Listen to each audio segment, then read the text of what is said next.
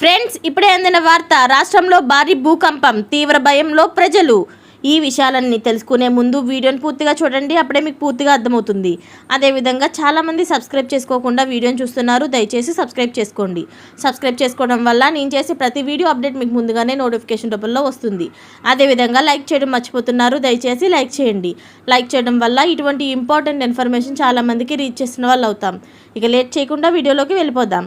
ఉత్తరప్రదేశ్లో భూకంపం సంభవించింది. ఉన్నట్టుండి ఒకసారిగా భూకంపాలు సంభవించడంతో ప్రజలు భయంతో ఇళ్ల నుంచి బయటకు పరుగులు తీశారు. యూపీలోని సోన్భద్రలోని జూన్ 2వ తేదీన ఆదివారం మధ్యాహ్నం 3:49 సమయంలో రికార్డు స్కేల్పై 3.9 తీవ్రతతో భూకంపం సంభవించిందని నేషనల్ సెంటర్ ఫర్ సిస్మాలజీ వెల్లడించింది. ఖనిజ సంపద, థర్మల్ పవర్ ప్లాంట్లకు ప్రసిద్ధి చెందిన సోన్భద్ర జిల్లాలో భూకంపం కేంద్రంలో ఏర్పడినట్లు తెలిపింది. దీంతో జిల్లా వ్యాప్తంగా ప్రకంపనలు సంభవించినట్లు అధికారులు తెలిపారు. అయితే ఈ ఘటనలో ప్రాణ అలాగే ఆస్తి నష్టాల గురించి ఇంకా వివరాలు తెలియాల్సి ఉంది. అధికారులు ఇంకా చెప్పలేదు.